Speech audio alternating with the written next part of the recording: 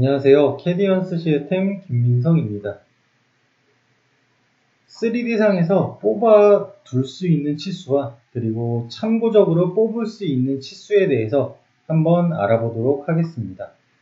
자, 3D상에서 치수를 고정적으로 표시를 하고 싶다라고 하면은 스마트 치수를 활용해서 치수를 뽑으시면 됩니다. 스마트 치수 같은 경우에는 모두 알고 있는 기능이죠. 근데 여기에서 몇 가지 알아두면 좋을 만한 기능들이 있어서 이렇게 설명을 드릴 거고요.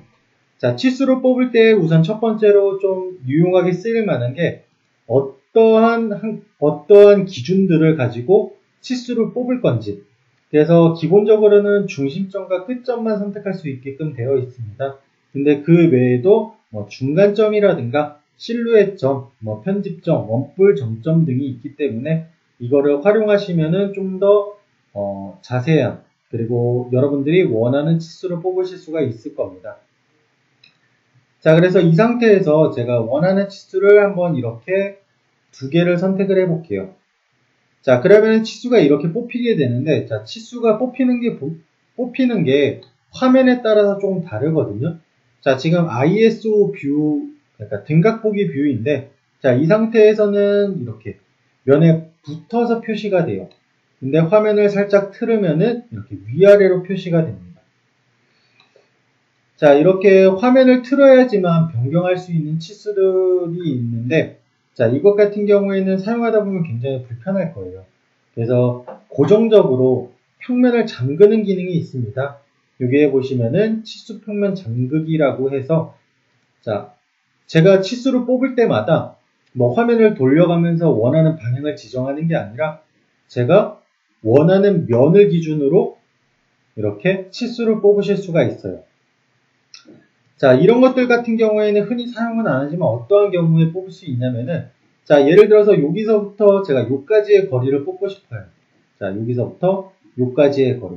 그리고 치수 같은 경우에는 이렇게 수직 방향이나 수평 방향이 아니라 여기 보시면은 이렇게 기울어진 면이 있죠.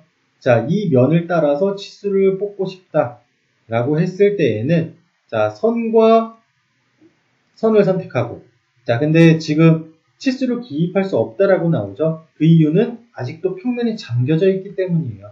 그래서 평면을 해제하는 방법은 그냥 키보드에서 F3 키를 눌러주시면 돼요. 이렇게.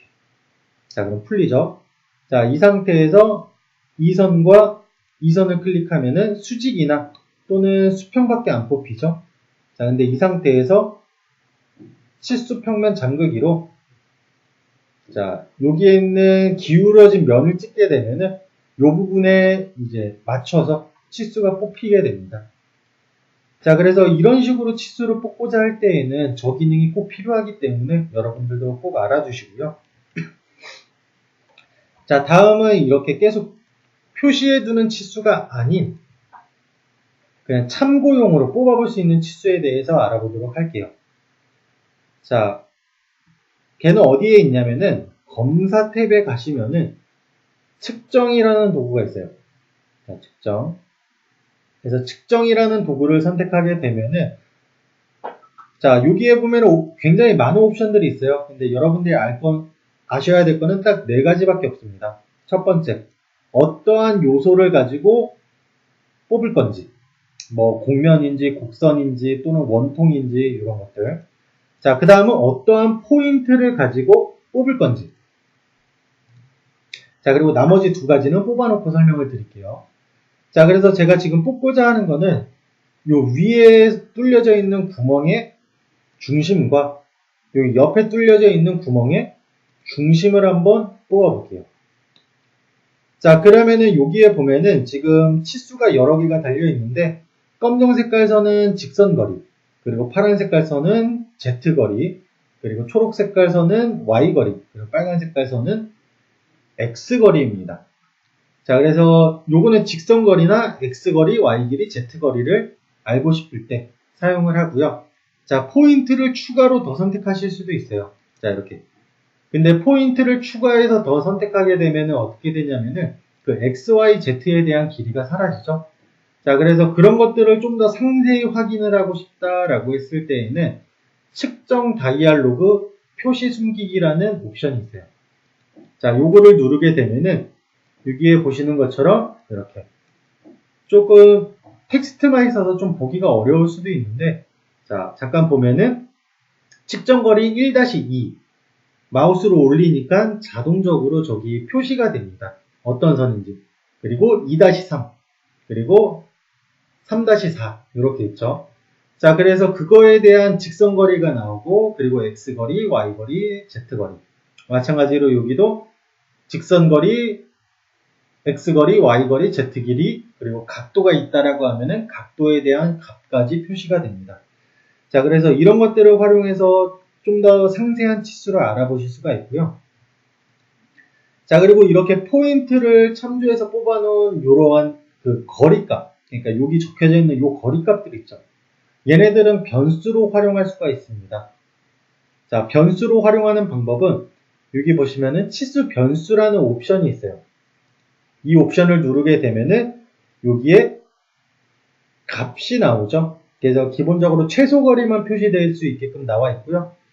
최소거리 여기 V1584 같은 경우에는 201.18이죠. 자, 요거에 대한 직선거리겠죠.